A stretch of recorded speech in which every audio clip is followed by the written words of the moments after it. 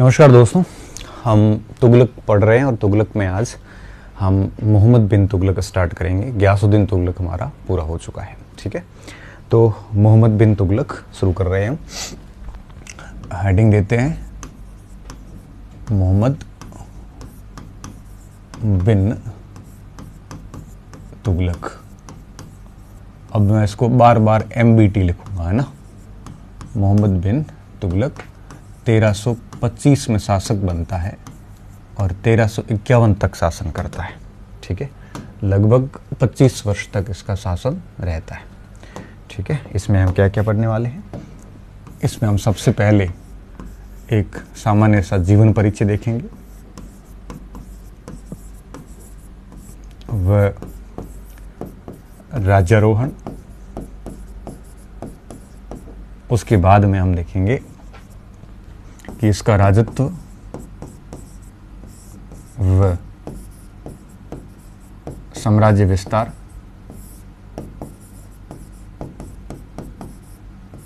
उसके बाद देखेंगे विद्रोह व दमन। फिर देखेंगे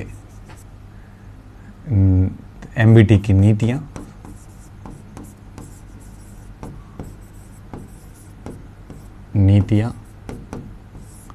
और फिर विविध करेंगे। विविध में उसका धर्म, समाज वगैरह जो कुछ भी इसकी नीति रही वो देखेंगे। और फिर लास्ट में मूल्यांकन। ठीक है, मैंने आपको तुगलक के आरंभ में ही बताया था कि पूरे सल्तनत काल में 3 शासक बड़े महत्वपूर्ण हैं, इल्तुतमिश, अलाउद्दीन खिलजी, बलबन। 3 और 2 और शासक हम ले सकते हैं, मोहम्मद बिन तुगलक और फिरोज शाह तुगलक। ये 5 शासक बहुत महत्वपूर्ण शासक हैं।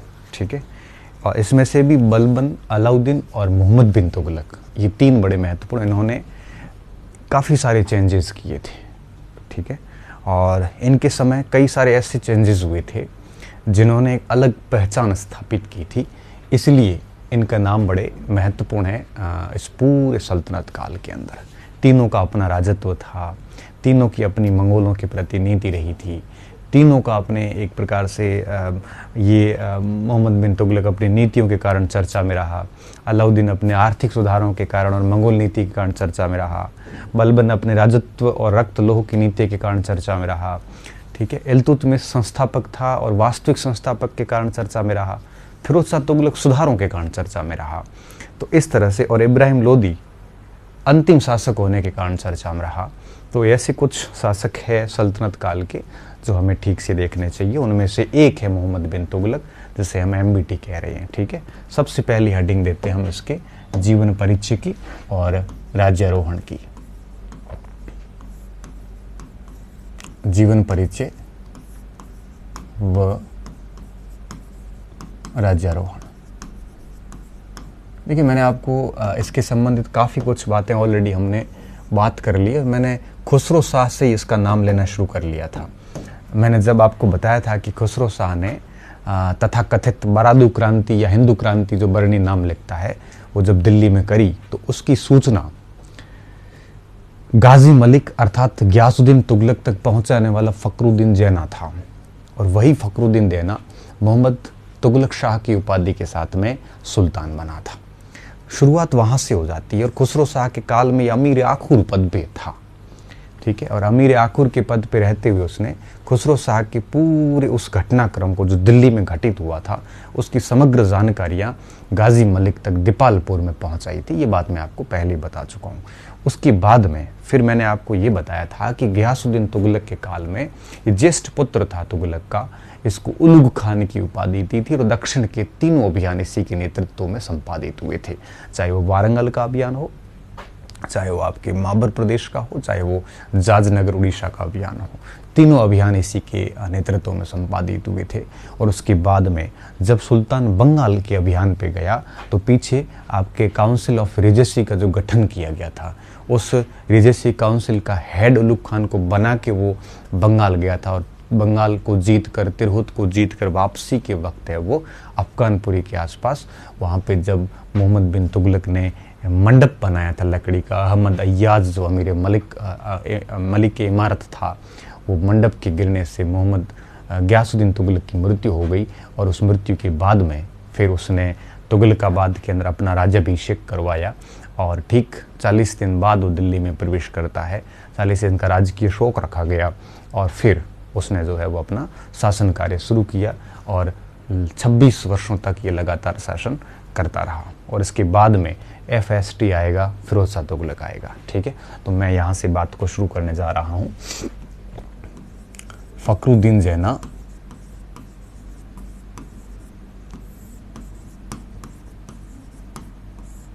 मूल नाम था,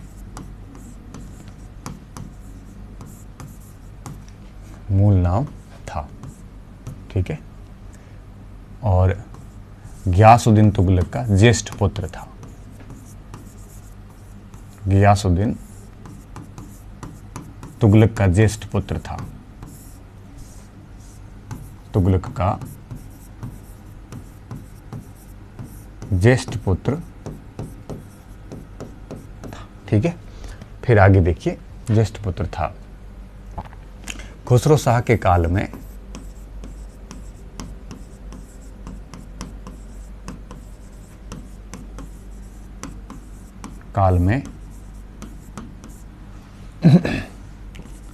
अमीर ए आखुर पद पर रहा।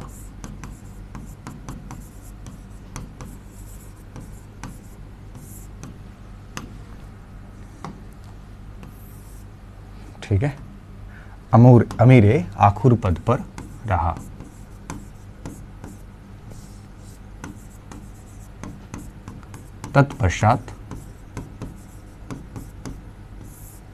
तत्पश्चात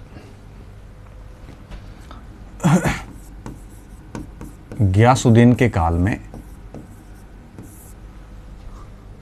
में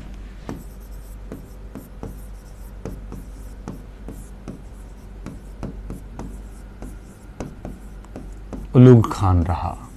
उलूग खान का मतलब होता है खानों का खान सेना के पदाधिकारी का नाम है, तो हम उसको सैन्य पदाधिकारी कह सकते हैं, अधिकारी। ठीक है, उलूग खान रहा।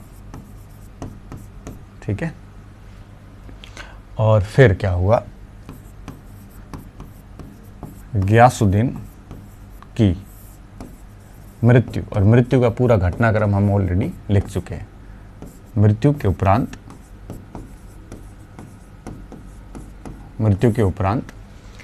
अब मृत्यु कैसे हुई, वो मंडप गिरने वाली पूरी कहानी जो है ऑलरेडी हम लिख चुके हैं, तो वापस मैं यहाँ पे नहीं लिखूंगा। ठीक है, मृत्यु के उपरांत मार्च 1325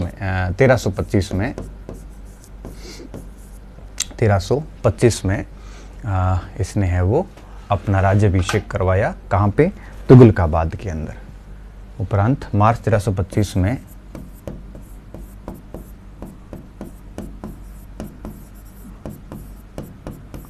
तुगलकाबाद में राज्यारोहण करवाया। ये मार्च और फरवरी याद रखने की जरूरत नहीं है, बस 1325 याद रख लेना, करवाया। और इस समय इसने क्या कहा था कि सभी जनता, सभी वृद्ध, राज्य के सभी वृद्ध मेरे पिता के समान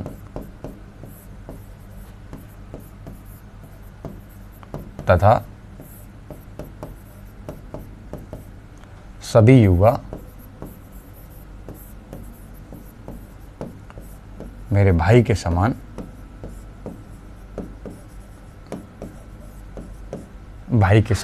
है। मतलब मैं सभी का सम्मान करूंगा, ऐसा MBT ने राज्याभिषेक के समय कहा था। ठीक है, तो ये बात हो गई। फिर क्या हुआ, राज्याभिषेक चूंकि थोड़ा सा उस समय हुआ था जब गियासुद्दीन तुगलक भी लोकप्रिय शासक था, उसकी मृत्यु के समय हुआ था, तो लगभग 40 दिन ये यूँ कहिए कि राजकीय शौक रखा गया। फिर इसने है वो राजधानी में प्रवेश किया था। और फिर राजधानी में प्रवेश के समय दिल्ली को सजाया गया था। दिल्ली को एक प्रकार से यूँ कहिए कि सोने चांदी रास्ते वगैरह सब खूब बढ़िया तरीके से दुल्हन की तरह सजाया गया था और उस समय इसका राजधानी में प्रवेश हुआ था। ये बात भी हम यहाँ पे लिखेंगे। जगह अगला स्लाइड पे जा रहा हूँ, आप लिखो इसे।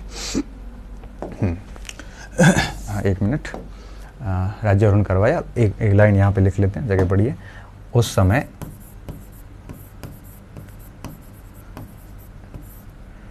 जैना ने खान ने मोहम्मद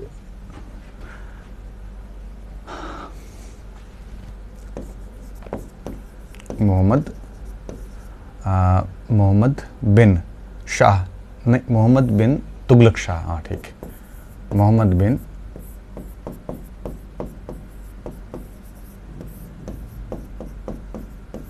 शाह तथा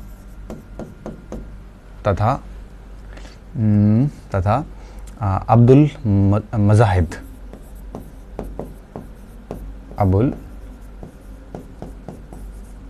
मजाहिद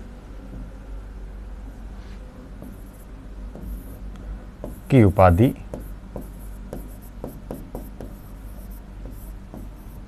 ली। ठीक है, मोहम्मद बिन तुगलक शाह और अबुल मजाहिद की उपाधि ली।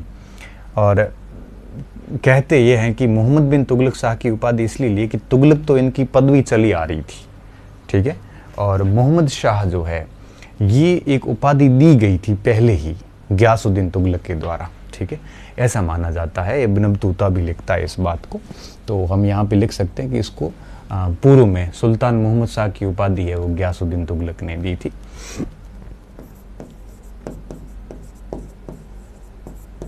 सुद्दीन ने सुल्तान मोहम्मद शाह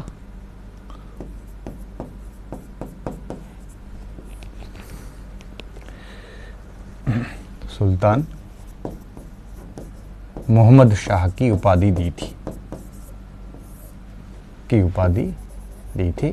तो इस वजह से इसने जो है वो आपके जब राजा बना तो इसी उपाधि का वापस यूज़ किया था। बस तुगलक नाम इसने एक्स्ट्रा लगाया, मोहम्मद तुगलक शाह, बाकी है वो सेम था जो पहले से इसकी उपाधि चली आ रही थी। ठीक है, तो इस बात का थोड़ा सा ध्यान रखना कि क्या क्या हुआ था, क्या क्या नहीं हुआ। ठीक है, अब ये बात हो गई और अब 40 दिन बाद ये राज्य में प्रवेश करेगा। तो यहाँ पे लास्ट लाइन लिख लेते हैं, राज्यारोहण के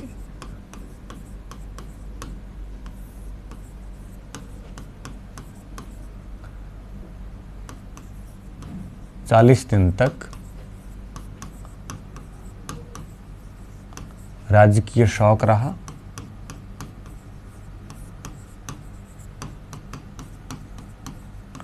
तत्पश्चात एमबीटी ने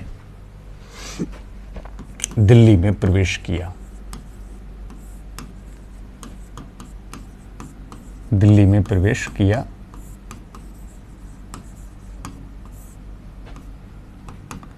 बरनी क्या लिखता है कि जनता द्वारा दिल्ली को खुले हाथों से सजाया गया था।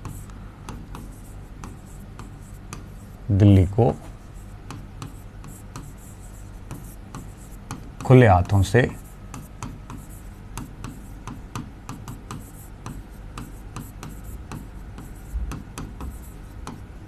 सजाया गया था।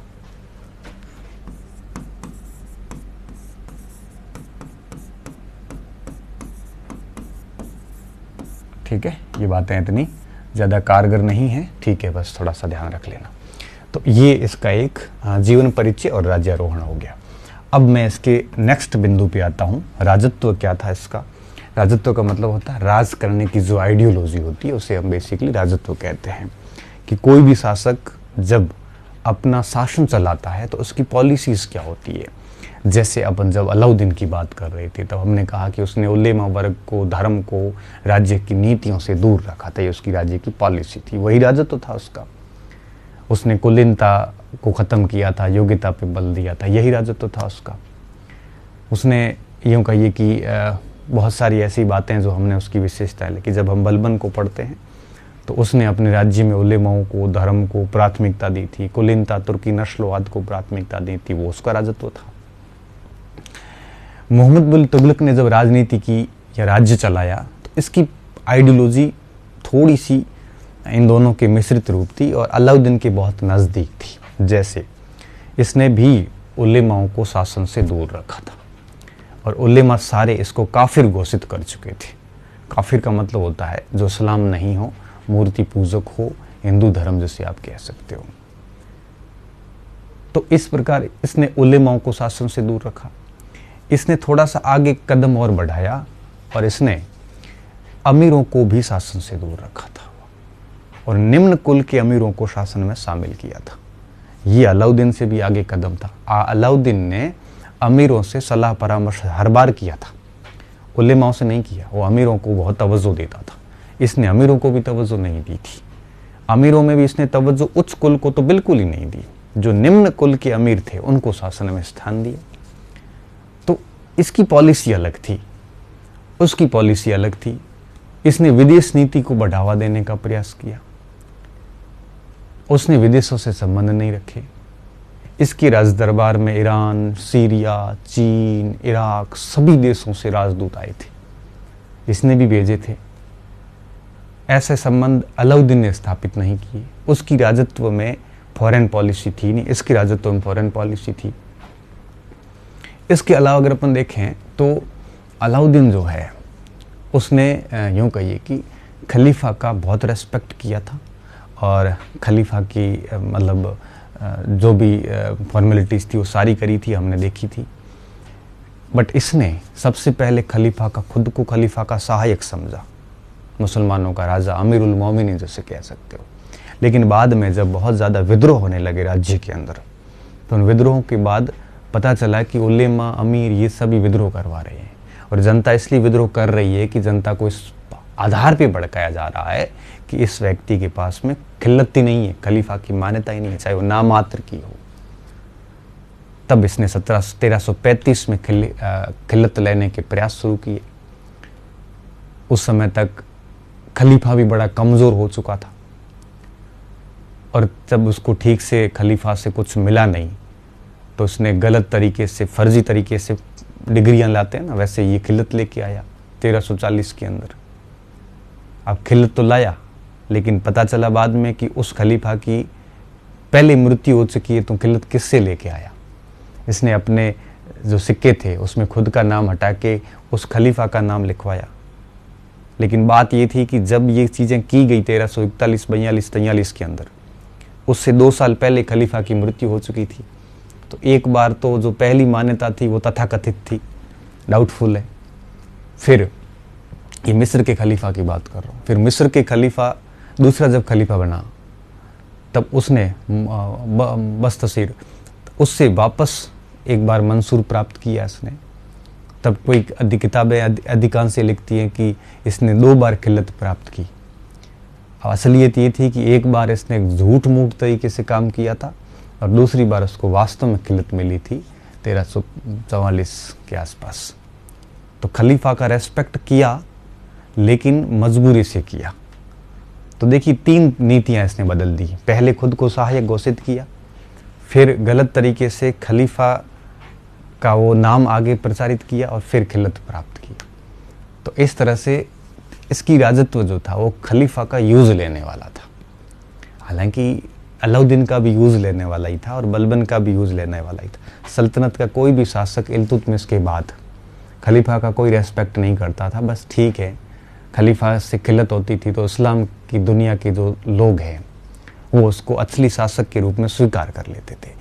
बस खिल्लत प्राप्त करने का सबसे बड़ा फ़ायदा यही था। तो उसका राजत्व उस हिसाब से चलता था। ठीक है, तो अपन राजत्व देखते हैं इसका।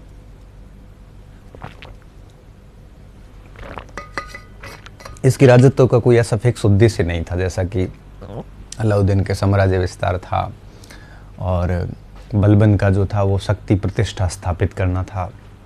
ऐसा इसका कोई ऐसा फिक्स इंटेंशन नहीं था। इसके सारे उद्देश्य थे। इसलिए कहते हैं कि बलबन के राजत्व के नज़दीक नहीं था, लेकिन अलाउद्दीन का जो राजत्व था उसका ये विस्तारक था। उसने अलाउद्दीन के राजत्व को ही ऑलमोस्ट आगे बढ़ाया था। इस पे हम बात करते हैं अभी। राजत्व,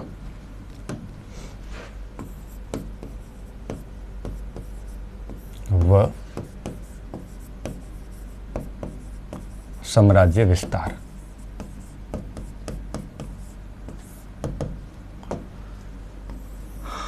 ठीक है, क्या लिखेंगे हम कि एमबीटी का राजत्व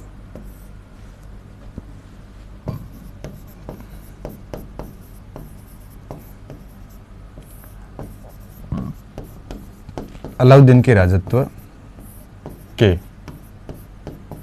निकट था, यहां तक कि इसे अलाउद्दीन के राजत्व का विस्तारक कहा जा सकता है। कि राजत्व का विस्तारक कहा जा सकता है।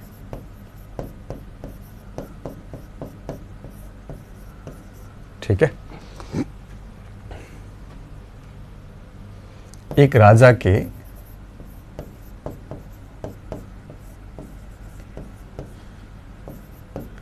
राज शासन चलाने की नीति को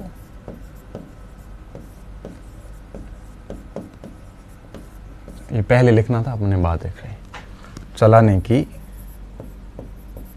नीति को राजत्व कहते हैं। 3 शासकों का राजत्व देखने को मिलता है। ठीक है, फिक्स राजत्व देखने को मिलता है। ठीक है, अब इसकी जानकारियां भी हमें बरनी से मिल जाती है, इसामी से मिल जाती है। और जैसे खुसरो और बरनी ने वसाया वगैरह जो लिखा बलबन का, वैसा स्पष्ट रूप से कहीं उल्लेख नहीं है, लेकिन पूरे शासनकाल का अध्ययन करने के बाद हम इस निष्कर्ष पर पहुंचते हैं। ठीक है, अब इसके राजत्व की प्रमुख विशेषताएं इस प्रकार थी। इसके राजत्व की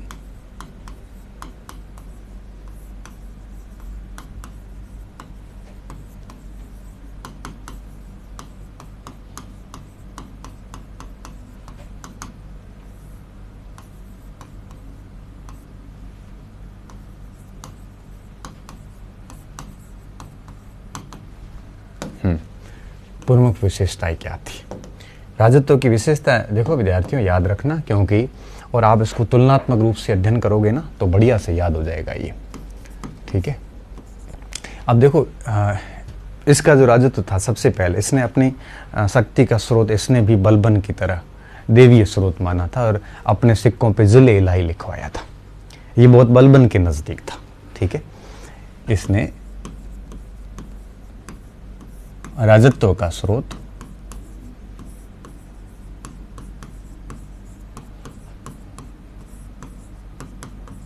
देवीय शक्ति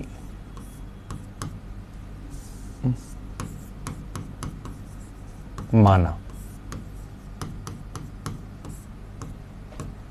सिक्कों पर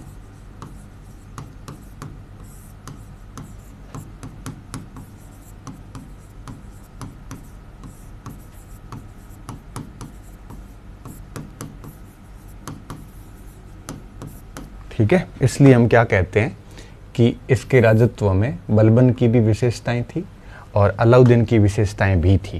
तो ये पहली जो विशेषता थी ये बलबन की विशेषता थी। दूसरा देखिए, इसने जो है वो आपके जो उलेमा थे, उलेमा व कुलीन अमीरों को राज्य की नीतियों से दूर रखा। अमीरों को राज्य की नीतियों से दूर रखा। नीतियों से दूर रखा। ठीक है, ध्यान रखना, किसको?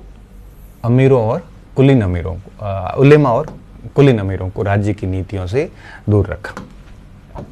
अब यहां पे अगर मैं एक बिंदु करूं ना, दूर रखा, मगर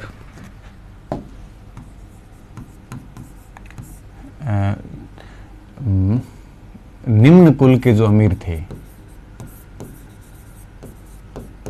कि अमीरों को, कुल के अमीरों को राज्य प्रशासन में शामिल किया। तो निम्न कुल के जो अमीर थे उनके साथ तो इसने है वो ये किया, प्रशासन में उनको शामिल किया, परंतु जो उच्च कुल के थे उनको इसने शासन से क्या किया? दूर किया। ठीक है, अब यहां पे मैं एरो क्यों लगाया? एरो इसलिए लगाया है कि अलाउद्दीन ने क्या किया था। अलाउद्दीन अमीरों से परामर्श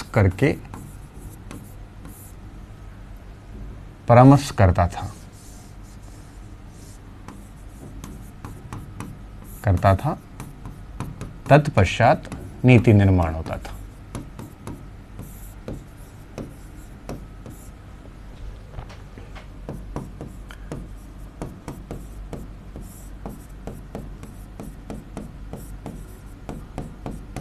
तो अलाउद्दीन ने कुलीन अमीरों को तवज्जो दी थी, लेकिन इसने अमीरों को भी तवज्जो नहीं दी और न ही आपके उलेमा को तवज्जो दी। इसलिए उलेमा जितने भी थे इसके खिलाफ हो गए।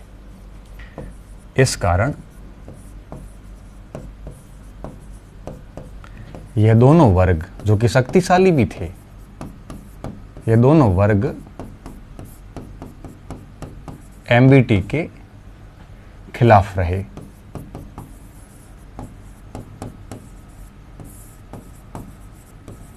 और आपको पता है कि जो उलेमा और अमीर थे, ये जब भी खिलाफ होते थे तो बड़ा गड़बड़ काम होता था, क्योंकि एक धर्म अधिकारी थे, एक शक्तिशाली थे। अमीर बहुत शक्तिशाली थे, इनकी खुद की अपनी सेनाएं होती थी, हर एकता में अमीर बैठे होते थे, टैक्स देने वाले अमीर होते थे।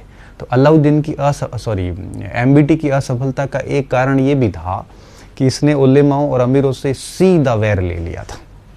किसी एक को नाराज करता तो चल जाता, दोनों को ही कर लिया। और अमीरों में भी आप सोचोगे, अगर निम्न कुल के अमीर को आप प्रशासन में लोगे और अपर कास्ट को उसको नहीं लोगे तो वो तो सीधी सी बात है, उसको ईगो को ठेस ही पहुंचेगी। तो एक इसकी सबसे गलत नीति ये थी कि इसको ऐसा नहीं करना चाहिए था, दोनों को ही बाहर कर देना चाहिए था, एक को लेना नहीं चाहिए था, या फिर सबको योग्यता के बेस पे लेना चाहिए था। यहाँ पे ये गलती हो गई। अब देखो क्या हुआ, जब इसने ये गलती करी तो उलेमा समर्थित जो इतिहासकार थे, जैसे बर्नी उलेमा समर्थित था, इसामी उलेमा समर्थित था, और आपके जो क्या नाम आता उसका, हाँ, बर्नी और इसामी और इब्न बतूता भी, ठीक है, ये सारे सारे आपके थे, इसके उलेमा समर्थित थे। तो इन सारे इतिहासकारों ने इसकी जहाँ तक संभव हो सकता है आलोचना की है, खिलाफ रहे। इस कारण उलेमा समर्थित इतिहासकारों ने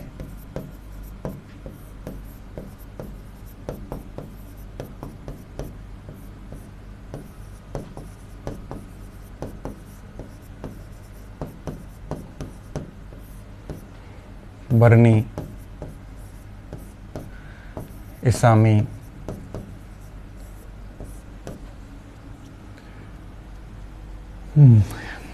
इब्न बतूता,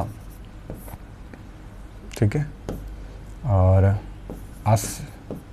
आसिफ, इन सब ने इतिहासकारों ने एमबीटी की आलोचना की।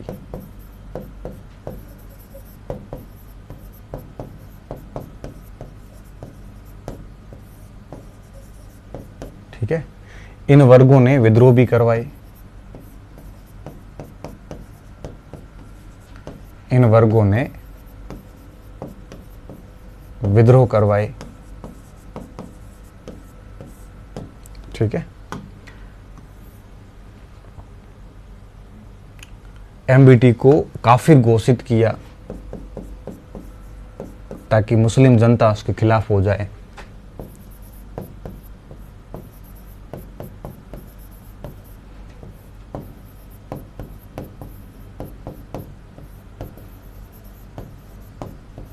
ठीक है, तो कहने का मतलब ये था कि इसकी राजत्व की एक ये नीति जो थी ये थोड़ी सी ज़्यादा ही कट्टर हो गई थी, अलाउद्दीन से ज़्यादा कट्टर थी। अलाउद्दीन ने तो फिर भी बहुत समझ के साथ में अमीरों को तो साथ में रखा था, इसने नहीं रखा। ठीक है, आसिफ नहीं, अफीफ है, सॉरी, शम्स सिराज अफीफ। हाँ, ये दूसरी विशेषता। ठीक है, अब इसकी तीसरी विशेषता जो आएगी वो है आपके नियुक्तियों का जो आधार था। अगली स्लाइड पे ले लेता हूं मैं। प्रशासन में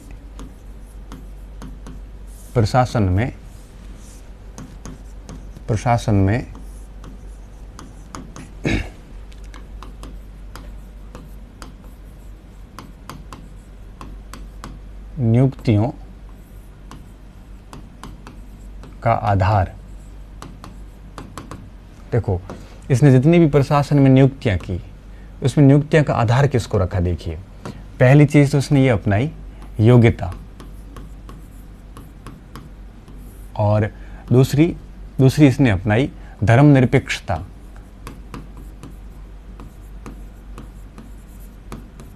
धर्मनिरपेक्षता, जैन भी आ सकता था, हिंदू भी आ सकता था, कोई भी आ सकता था, और योग्यता होनी चाहिए, धर्मनिरपेक्षता होनी चाहिए, और बौद्धिकता होनी चाहिए। बौद्धिकता, तो इस प्रकार इसने अपनी जो प्रशासन में नियुक्तियां की उसमें देखो कुलीनता को कहीं पर भी स्थान नहीं दिया। कुलीनता को कहीं पर भी स्थान जो है उसने नहीं दिया, और इससे आप देख सकते हो कि इन तीन चीज़ों पे लिया इसने। ठीक है, ये दिया। इसको हम सार्वभौमिक बौद्धिकवाद भी कहते हैं। क्या कहते हैं? यह सार्वभौमिक बौद्धिकवाद था और थोड़ा सा विस्तार था।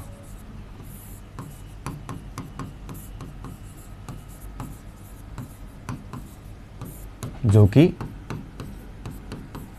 अलाउद्दीन का विस्तार था। अलाउद्दीन ने धर्मनिरपेक्षता इतनी ज़्यादा नहीं रखी थी, नॉर्मल रखी थी।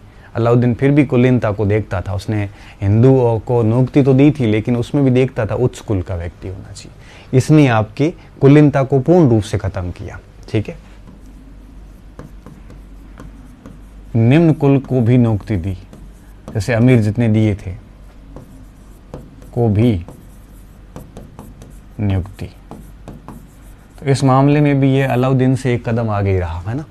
अलाउद्दीन का विस्तारक था। ठीक है, अलाउद्दीन ने जो नियुक्तियां दी उससे भी बढ़ के इसने बौद्धिकता, निम्न कुल को स्थान, धर्मनिरपेक्षता, योग्यता तो मैटर लगभग सेम आ जाता है। तो ये इसकी राजत्व का एक और विशेषता थी और काफ़ी महत्वपूर्ण विशेषता थी। हम इसके संबंध में देखते भी हैं कि कई सारे ऐसे नाम आएंगे जहाँ पर जैन और हिंदुओं को इसने प्रशासन में स्थान दिया था। काफ़ी धार्मिक सहिष्णु शासक माना जाता था इसको। ठीक है, वो धार्मिक नीति में पढ़ेंगे। अब बात आती है खलीफा से संबंध। ठीक है, खलीफा से इसके क्या संबंध थे? तो खलीफा से इसके संबंध बड़े अवसरवादी थे। 1335 तक तो जब तक विद्रोह हुए नहीं थे तब तक तो इसने स्वयं को खलीफा का सहायक बना के रखा, लेकिन जैसे ही राज्य में विद्रोह होने शुरू हुए तब खलीफा से खिलत लेने की आवश्यकता इसने महसूस की। ठीक है, खलीफा से संबंध। खलीफा से संबंध कैसे रखे? अवसरवादी थे, अपॉर्चुनिस्ट।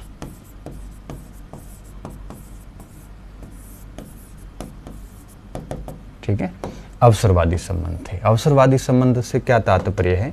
अवसरवादी संबंध से ये तात्पर्य होते हैं कि देखो, आरंभ में स्वयं को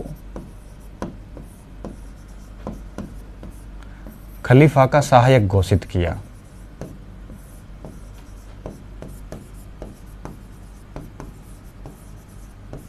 ठीक है, सहायक घोषित किया। तो जब सहायक है तो खिल्लत की आवश्यकता नहीं महसूस की इसने,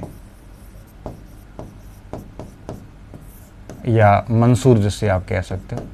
मंसूर मतलब राजकीय आदेश कह सकते हो, राज्य की घोषणा कह सकते हो, राजकीय घोषणा पत्र कह सकते हो।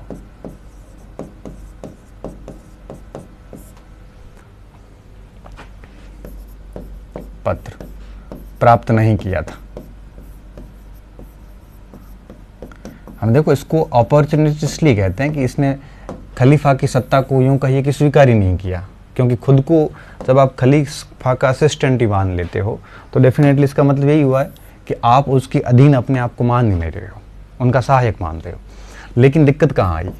दिक्कत आई कि 1335 के बाद उलेमा अमीरों के भिड़ाने से जब इस्लामिस्ट लोगों ने जब राज्य में विद्रोह किए ना, तब उन विद्रोह के दमन से पूर्व इसने सोचा कि अगर जनता को साथ लेना बहुत ज़रूरी है और जनता को ये बताना ज़रूरी है कि मैं भी मान्यता प्राप्त शासक हूँ, तो थोड़ा सा जनता है वो उपद्रवी नहीं हो पाएगी।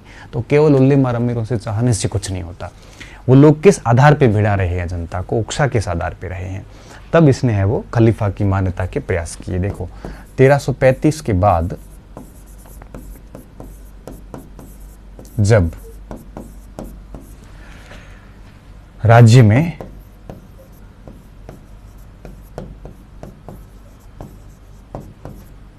विद्रोह हुए, तब खिलत की आवश्यकता महसूस हुई।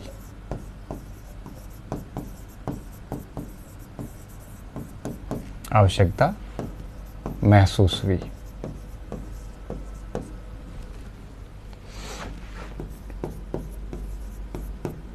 तब निम्न खिलत प्राप्त की।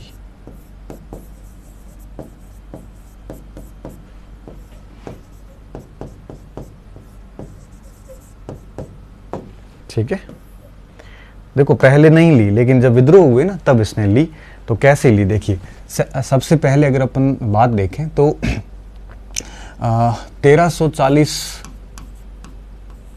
और 1343 के मध्य जितने भी इसने सिक्के चलाए, तो उनमें खुद के नाम की बजाय मुस्तकी बिल्लाह जो कि मिस्र का खलीफा था उसका नाम खुदवाया था। ठीक है, और ये कहा था कि भाई हमने उनसे खिलत प्राप्त कर ली है। लेकिन 1340 से पहले ही उसकी डेथ हो गई थी। ठीक है, तो ये एक प्रकार से फर्जी डिग्री वाला मैटर था। ठीक है, 1340-43 के मध्य एमबीटी ने अपने सिक्कों पर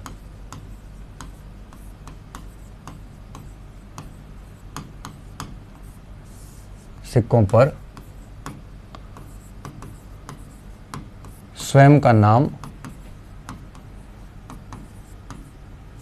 उत्कीर्ण न करवाकर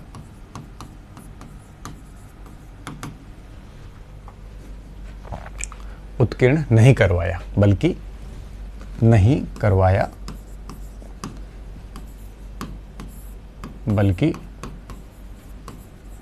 मिस्र के खलीफा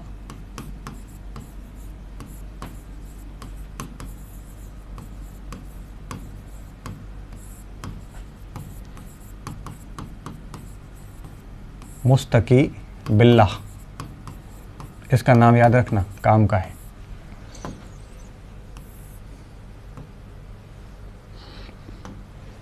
का नाम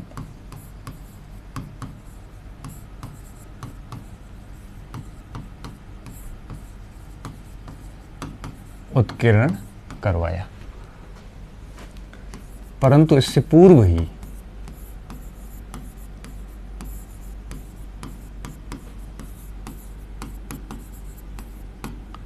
इस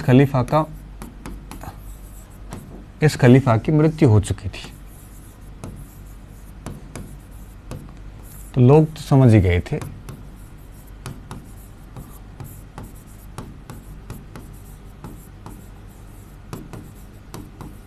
तो ये जो खिल्लत थी एक प्रकार से आप कह सकते हो, एक फर्जी खिलत थी। और फिर वापस इसने क्या किया, मिस्र का जब वापस दोबारा खलीफा बना 1343 के अंदर आपके अल हकीम, तो अल हकीम से इसने राजकीय पत्र है वो प्राप्त किया। 43 में मिस्र के खलीफा अल हकीम द्वितीय से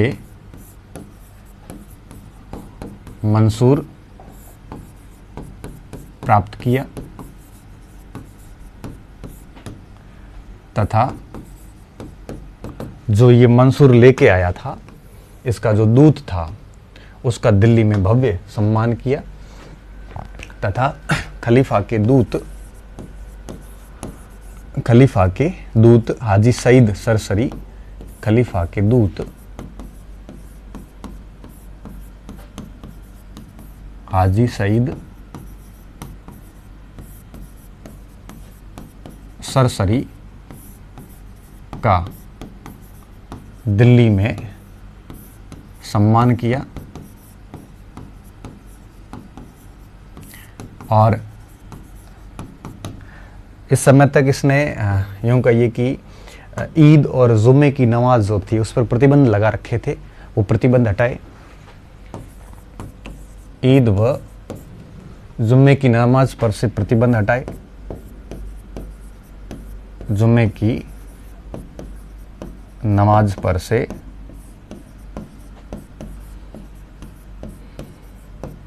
प्रतिबंध हटाए। ठीक है, तो ये सारे कार्य इसने किए ताकि मुस्लिम जनता का वो समर्थन ले सके। तो इसलिए कहते हैं कि 2 बार खिल्लत प्राप्त की थी इसने, लेकिन एक बार तो वो झूठी खिल्लत थी, लेकिन एक बार मानते हैं कि वास्तविक खिल्लत जो है उसने प्राप्त की थी। ठीक है, तो ये बातें आप थोड़ी थोड़ी देख लेना, काफ़ी महत्वपूर्ण है। और इसके साथ साथ हम देखते हैं कि ठीक है, विदेश नीति में एक मिस्र के खलीफा का वंशज था गियासुद्दीन मोहम्मद, उसको भी दिल्ली बुलाया था एक बार। हाँ, मिस्र के खलीफा के वंशज गियासुद्दीन मोहम्मद को दिल्ली बुलाया।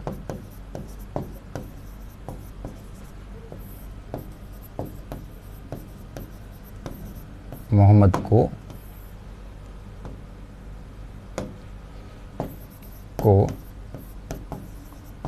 दिल्ली बुलाया।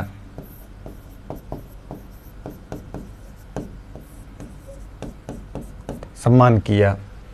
तो ये सारे जो कृत्य थे, ये सब मुस्लिम जनता का समर्थन पाना था। ये समर्थन खोया कैसे था? ये उलेमाओं और इनके अमीरों के षड्यंत्र के कारण खलीफा है वो एक प्रकार जनता जो है खिलाफ हो चुकी थी। तो खलीफा से इसके संबंध कैसे थे? बेसिकली अवसरवादी संबंध थे। इसका किसी भी प्रकार का वो लगाव वाली बात कुछ भी नहीं थी, बस अवसरवादी संबंध थे। और लास्ट 5वां बिंदु जो है, 4 बिंदु हो गए इसके राजत्व के, 5वां बिंदु क्या आएगा? 5वां बिंदु आएगा कि इसने है वो विदेशी शासकों से संबंध रखे थे। शासकों से संबंध रखे। ठीक है, पहले ऐसा नहीं था, इसके समय से ही संबंध शुरू हुए थे।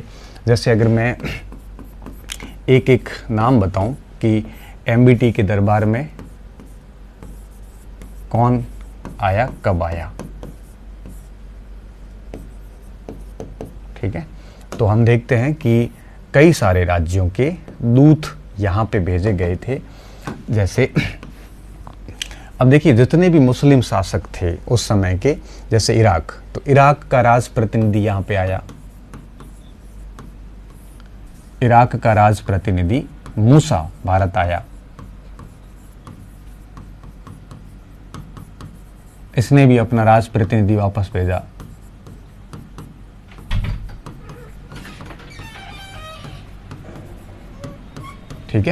इराक के साथ साथ में उस समय इराक के ठीक पास में ईरान के ख्वारिज्म का शासन है। ठीक है, ईरान के अंदर ख्वारिज्म का भी शासन था और ईरान के अंदर सुल्तान का भी शासन था। ठीक है, तो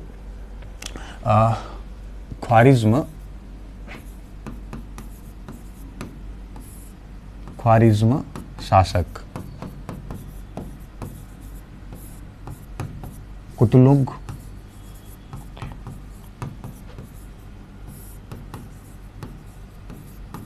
तिमूर की पत्नी।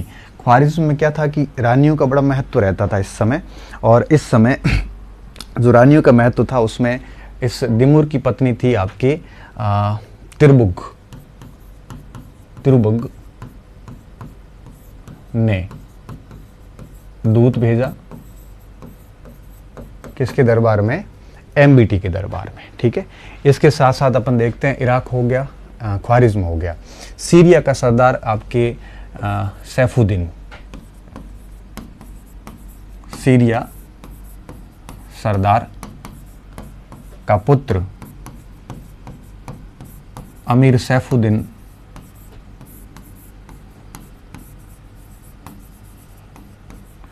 भारत आया।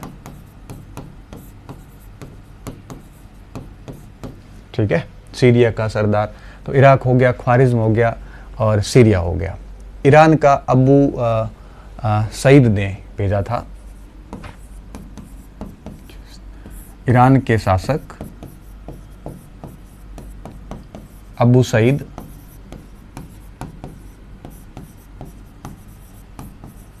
ने अपना दूत यज़द को भेजा।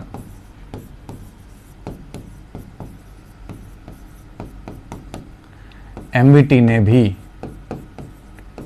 पुनः, अब ईरान के सुल्तान ने जब दूत भेजा तो एमबीटी ने भी इसके दरबार में जो है वो अपना दूत भेजा था। एमबीटी ने बिगदान नामक दूत भेजा, तो दूत का आदान प्रदान किया। ये इसकी राजत्व का एक सिद्धांत था। इसके अलावा आपके चीन के साथ संबंध थे, और चीन का शासक जो था आपके तोगन तिमूर, उसने भी 15 सदस्यीय एक शिष्टमंडल भेजा था। चीन के शासक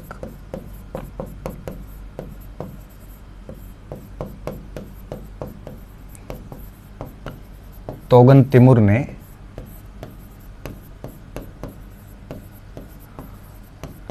15 सदस्यीय शिष्टमंडल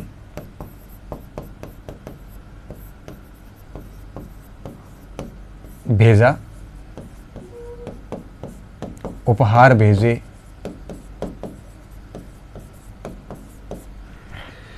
ठीक है, बौद्ध मंदिरों की जीर्णोद्धार की परमिशन ली।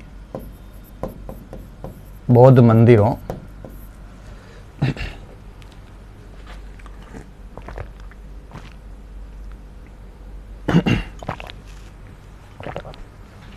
के जीर्णोद्धार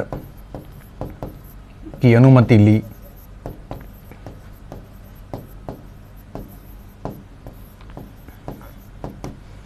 जवाब में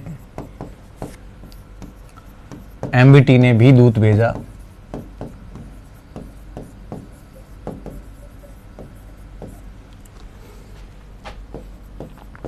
ठीक है, तो इस प्रकार हम देखते हैं कि मध्य एशिया वगैरह से, इसके चीन से वगैरह से संबंध रहे, और ये अपने आप में एक बहुत बड़ी बात थी कि अभी तक जितने भी हमने सुल्तान पढ़े, विदेशियों से इतने संबंध नहीं रहे थे। इराक हो, चाहे ख्वारिज्म हो, चाहे सीरिया हो, चाहे ईरान हो, चाहे आपके चीन हो, इन सारे देशों से इसने विदेश संबंध रखे थे। तो नो डाउट बंदा इंटेलिजेंट तो था। ये इसका राजत्व सिद्धांत था, जिसकी 5 मेन बातें थी। ठीक है, अब राजत्व सिद्धांत के बाद में हम देखते हैं इसका साम्राज्य विस्तार।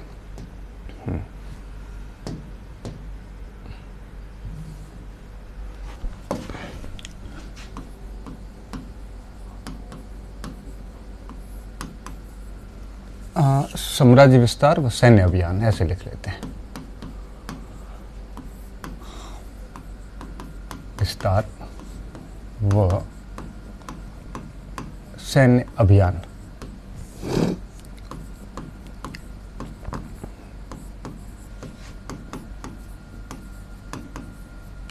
ठीक है, तो इसमें अपन एक एक के बारे में देखते हैं। सबसे पहले हम देखते हैं मंगोल अभियान के बारे में।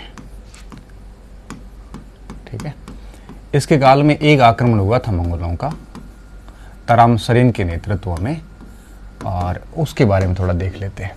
ठीक है, अब इसामी और फरिश्ता में थोड़ा सा यहाँ पे विवाद है। इसामी ये लिखते हैं कि तराम सरीन ने एक यूँ कहिए कि बड़ा अभियान जो है वो किया था, और मेरठ तक मंगोल सेना आ चुकी थी, और मोहम्मद बिन तुगलक ने इसका बाकायदा मुकाबला किया और सेना को पराजित किया था। फरिश्ता ये कहता है कि मेरठ तक सेना आई थी, उसके बाद में मोहम्मद बिन तुगलक मुकाबले की स्थिति में नहीं था, और उसने इसको है वो 5,000 के आसपास कुछ ऐसे दिनार दिए और कुछ भारतीय सैनिकों को दिया, और इस तरह से घूस देकर उसको है वो समझौता करके वापस भेजा था।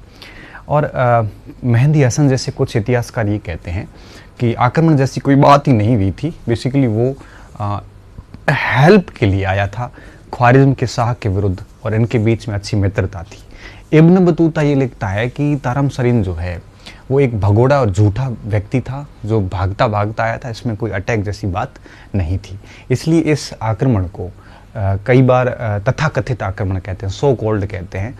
ये इतना कोई प्रॉपर आक्रमण नहीं था, क्योंकि सारे इतिहासकार भिन्न भिन्न मत जो है वो इस संबंध में रखते हैं। ठीक है, तो देखिए अब हम इस पॉइंट को है वो क्लियर करते हैं।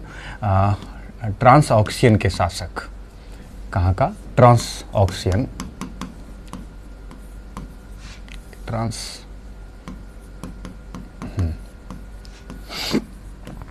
ऑक्सियन का शासक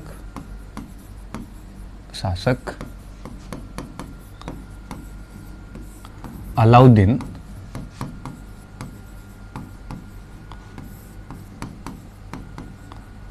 तराम सरीन ने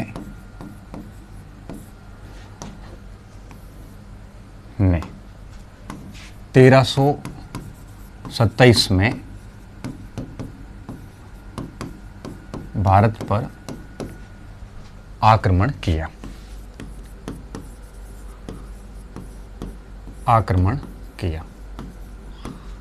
इस संबंध में विभिन्न विद्वानों में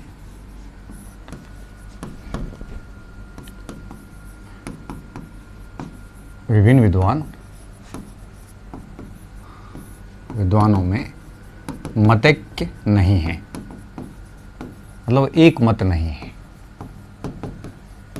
अब कौन विद्वान क्या कहता देखिए। सबसे पहले इसामी क्या लिखता है।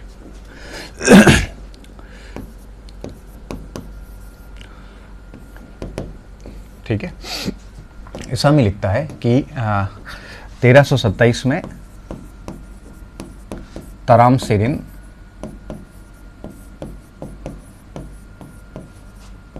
मेरठ तक आ गया था,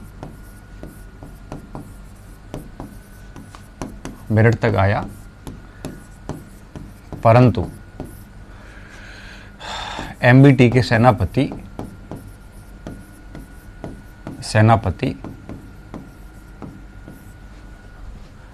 यूसुफ बुगरा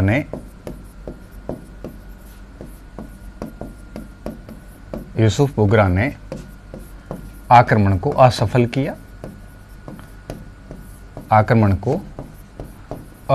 किया। और फिर आगे क्या लिखता है? आगे ये लिखता है कि आक्रमण असफल हो गया और फिर एमबीटी खुद ने कलानौर तक पीछा किया इसका। एमबीटी ने इसका कलानौर तक पीछा किया। कलानौर पंजाब के अंदर कलानौर तक पीछा किया।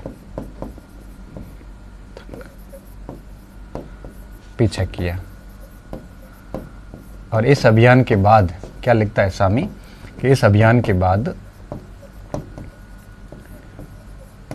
एमबीटी ने अपनी उत्तर पश्चिमी सीमा को मजबूत किया था। एमबीटी ने उत्तर पश्चिमी सीमा को मजबूत किया। अब ये विचार तो है इसका इसामी का, लेकिन फरिश्ता जस्ट विपरीत विचार देता है। फरिश्ता कहता है कि अटैक किया बट इसने जो है वो समझौता करके उसको वापस भेज दिया। किसको? तराम सेरिन को। अब तराम सेरिन को वापस भेजा, ऐसा ये कहता है। और इसने ये भी लिखा है कि बर्नी ने डरते हुए इस बात को नहीं लिखा, क्योंकि वो खौफ खाता था तुगलक से, इसलिए उसने इसका कोई विवरण नहीं दिया है। ऐसा फरिश्ता लिखते हैं। ठीक है, तो फरिश्ता क्या कहता है देखिए। फरिश्ता क्या लिखता है?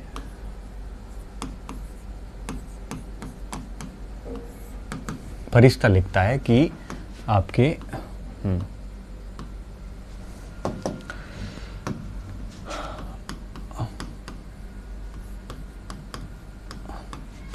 तराम सेरिन ने आक्रमण किया।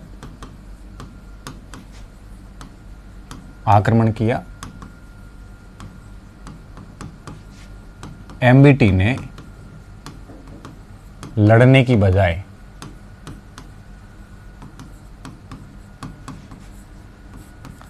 समझौता कर लिया।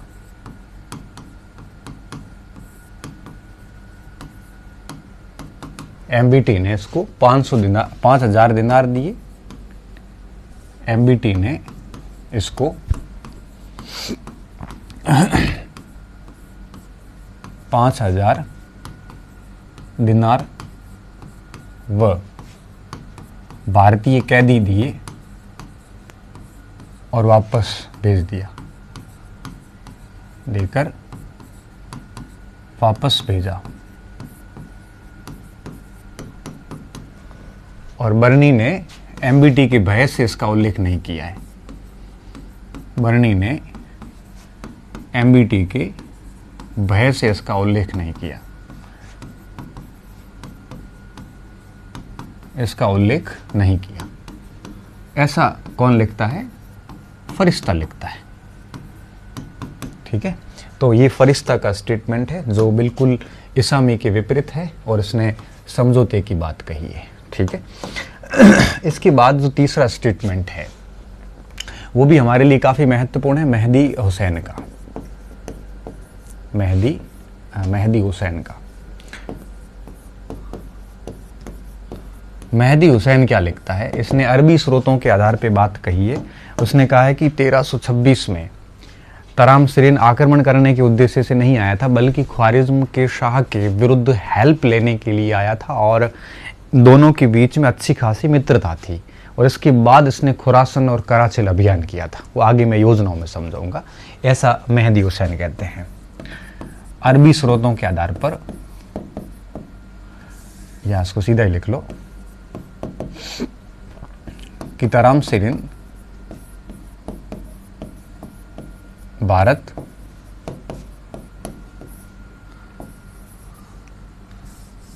इसलिए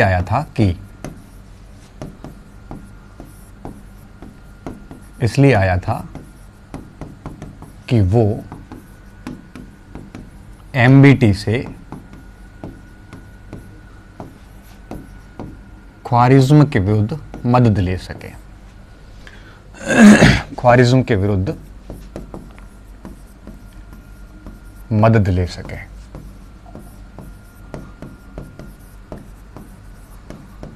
कब आया था? 1326। और इन दोनों की मित्रता थी। ये अलग ही स्टेटमेंट देता है। ठीक है, ये तो कहता है लड़ाई नहीं हुई थी। और इसका जो स्रोत है वो है अरबी साहित्य। अरबों का जो साहित्य था उसकी बेस पे ये बात लिखता है। और अंत में एक स्टेटमेंट आएगा आपके इब्न बतूता का, जो थोड़ा सा लेट आया था और इवन तारिम सरीन की मृत्यु के बाद वो भारत पहुंचा था। इसने उसको भगोड़ा और यूं कहिए कि इब्न बतूता क्या लिखता है, झूठा और भगोड़ा बताया था इसको। ठीक है, कि तराम सरीन एक झूठा और भगोड़ा व्यक्ति था, इससे ज्यादा वो कुछ भी नहीं था। ठीक है, तराम सरीन झूठा व भगोड़ा व्यक्ति था।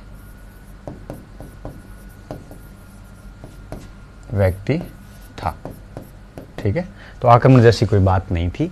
तो इब्न बतूता, मेहदी हुसैन और फरिश्ता इसामी, इन सब के अलग अलग जो है वो आपके स्टेटमेंट मिलते हैं, और इस बेस पे हम कहते हैं कि मंगोल आक्रमण जो था वो इतना विनाशकारी जैसा कुछ था नहीं जैसा कि आपके इससे पूर्व के आक्रमण हुए थे। ठीक है, अब हम अंत में देखते हैं, अंत में क्या, साम्राज्य विस्तार में दूसरा मंगोल आक्रमण के बाद में दूसरा हम देखते हैं इसका राजपूताना के अभियान।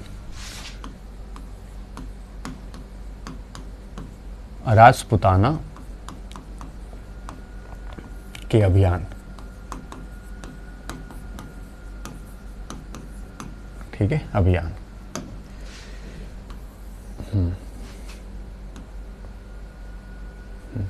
अब राजपूताना अभियान का उल्लेख जो है वो कई सारे इतिहासकार करते हैं। अगर मैं नाम बताऊं इतिहासकारों की तो उसमें कर्नल जेम्स टॉड, अर्स्किन, ओझा, ये सब ये कहते हैं, ये सब बाद के इतिहासकार, ये सब ये कहते हैं कि मोहम्मद बिन तुगलक ने पहली बार राजस्थान में सिर्फ एक ही जगह पे अटैक किया था, वो किया था चित्तौड़ पे। चित्तौड़ पे उस समय राणा हमीर का शासन था, राणा शाखा शुरू हो चुकी थी और खिजर खान के बाद, और राणा हमीर का शासन था। राणा हमीर ने एमबीटी को बुरी तरह से पराजित किया और उसके बाद उसको कैद कर लिया। कैद करने के बाद उससे 50 लाख टंके लिए, कई सारे हाथी छीने और कई सारी रियासतें जैसे रणथंबोर था, अजमेर था, नागौर था और इसके अलावा 2-3 क्षेत्र और थे, वो सारे क्षेत्र इसने लिए और उसके बाद में इसको एमबीटी को है वो कैद से मुक्त किया था। ये विवरण देते हैं, लेकिन समकालीन स्रोत है वो ऐसा कोई विवरण है वो नहीं देता। ठीक है, इसका एकमात्र अभियान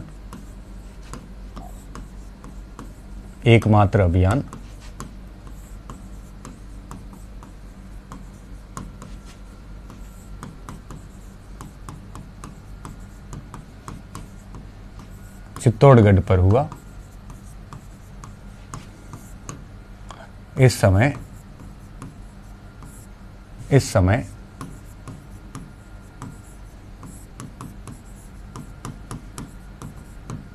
चित्तौड़ शासक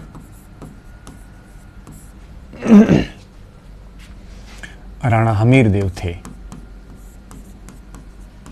हमीरदेव चौहान नहीं थे, ये सिसोदिया थे। राणा हमीर सिसोदिया थे।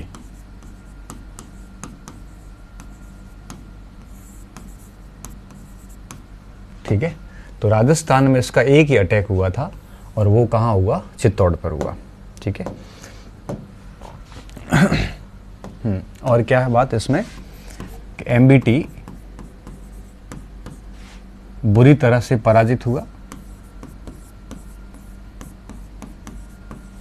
बुरी तरह से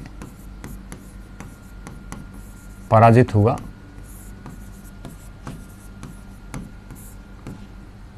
तथा राणा ने कैद कर लिया, कैद कर लिया। तत्पश्चात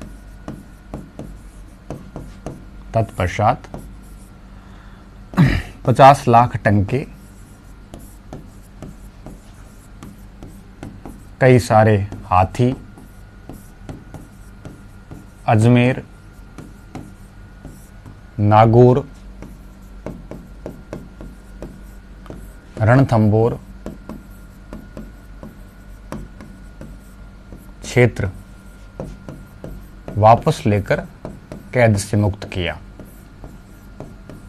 वापस लेकर कैद से मुक्त किया।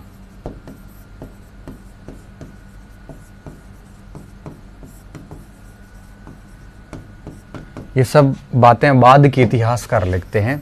कौन लिखता है ये बात लिखता है colonel James Tod, annals and antiquities of Rajasthan में। ये कर्नल जेम्स टॉड ने लिखा है, जिसका समर्थन एर्स्किन महोदय ने किया है और GH ओझा ने समर्थन किया है। ओझा ने समर्थन किया है इस बात का कि एमबीटी वाकई में हारा था और उसको कैद किया गया था। ठीक है, परंतु समकालीन स्रोत इसका विवरण नहीं देते, परंतु समकालिक स्रोत जितने भी है, कंटेम्परेरी समकालिक स्रोत विवरण नहीं देते। मुसलमान आ रहे थे तो वो तो लिखने नहीं थे, और राजपूतों का तो ऐसा रहता था कि वो कभी लिखते थे कभी नहीं भी लिखते थे, सिस्टमेटिक इतिहास लेखन कभी इनकी परंपरा नहीं रही। ऐसी स्थिति में इसका प्राथमिक स्रोत नहीं है, बाद के जो लेखक हैं उन्होंने इस बात को अवश्य लिखा है। ठीक है, तो ये राजपूताना का अभियान हो गया। तीसरा आता है आपके नागरकोट का अभियान, जो कि आपके हिमाचल प्रदेश के अंदर है, नागरकोट अभियान।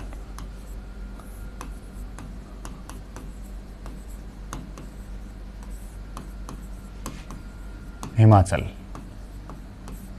ठीक है। नागरकोट का अभियान किया था और नागरकोट के शासक को, हिंदू शासक को पराजित भी किया था, लेकिन ज्वालामुखी का जो मंदिर था उसको इसने कोई भी क्षति है वो नहीं पहुंचाई। तो 1337 में कांगड़ा नागरकोट अभियान किया, ऐसा बद्र एचच में लिखा है, अभियान किया। किसमें लिखा है? बद्र एचच में लिखा है, किया। यह अभियान स्वयं नहीं किया था, इसका नेतृत्व स्वयं ने किया था, इसका नेतृत्व स्वयं ने किया था, नेतृत्व स्वयं ने किया था, स्वयं ने किया था। ये बात कौन लिखता है? ये बर्नी लिखता है कि खुद ने ही नेतृत्व किया था, किसी सेनापति को नहीं भेजा था। ठीक है, हिंदू सेना पराजित हुई, हिंदू सेना पराजित हुई,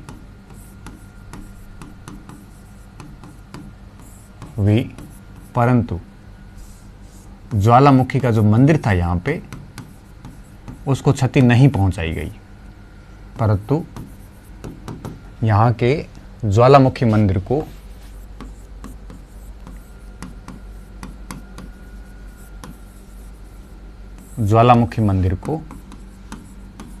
क्षति नहीं पहुंचाई, ऐसा सीरत फिरोज शाही लिखता है।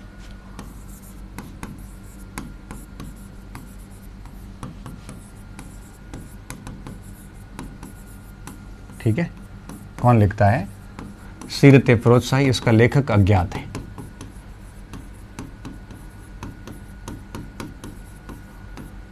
ठीक है, तो इस तरह से ये कांगड़ा का अभियान हुआ। ये भूमिचंद्र देव ने ज्वालामुखी मंदिर को बनाया था और ये मंदिर यहाँ का काफ़ी महत्वपूर्ण मंदिर है। ठीक है, भूमिचंद्र देव द्वारा निर्मित था।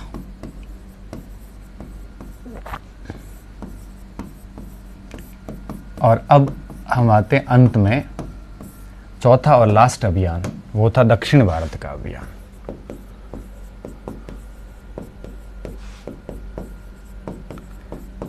क्योंकि बंगाल जीतने के बाद में केवल दक्षिणी भारत ही बचा था जहां साम्राज्य विस्तार किया जा सकता था, बाकी कोई भी क्षेत्र साम्राज्य विस्तार के लिए शेष नहीं बचा था।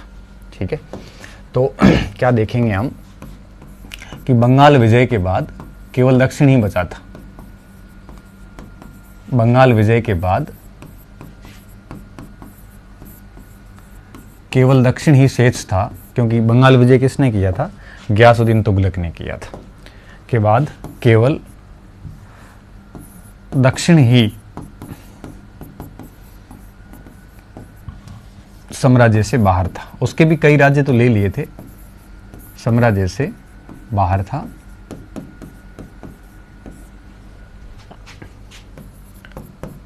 और इसकी दिलचस्पी भी थी क्योंकि बाहर था, इस कारण, क्योंकि इसने पहले भी कई अभियान किए थे दक्षिण के, इस कारण दक्षिण विलय की नीति जारी रखी। जारी रखी क्यों लिख रहे हैं? क्योंकि गियासुद्दीन तुगलक ने भी जारी रखी, खुसरो शाह ने भी, मुबारक शाह ने भी। ठीक है, और इसने क्या किया? दक्षिण के सारे राज्यों को अपने अधीन कर लिया, कि सभी राज्यों को अपने अधीन किया, का सल्तनत में पूर्ण विलय कर दिया। इसके बड़े बुरे परिणाम आगे निकले, हम समझेंगे आगे, क्योंकि फिर दक्षिण में गजब के विद्रोह हुए थे, ठीक है ना। इसके काल में सबसे अधिक दक्षिण के विद्रोह मोहम्मद बिन तुगलक के काल में हुए थे।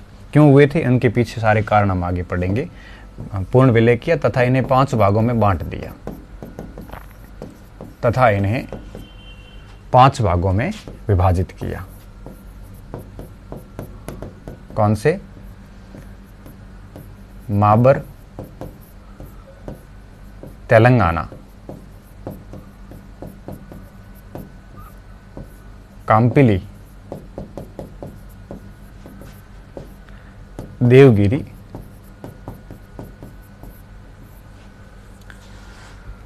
कोई बच गया, 5 भागों में विभाजित किया।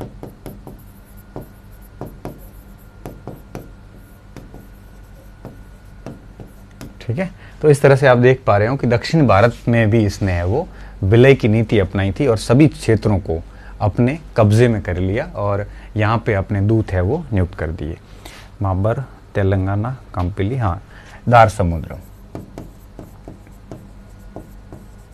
ठीक है, ये 5 इलाके इसने अपने कब्जे में कर लिए थे। तो इस तरह से इसने साम्राज्य विस्तार की नीति को अपनाया था। ठीक है, तो अब देखो ये बिंदु भी हमारा कवर हो गया है। अब नेक्स्ट जो है वो नेक्स्ट क्लास में देखेंगे विद्रोह और दमन और फिर मोहम्मद बिन तुगलक की नीतियाँ, और ये लेक्चर आगे पूरा हो जाएगा। ठीक है, बहुत बहुत धन्यवाद विद्यार्थियों, अच्छे रहिए, मस्त रहिए और पढ़ते रहिए। ठीक है।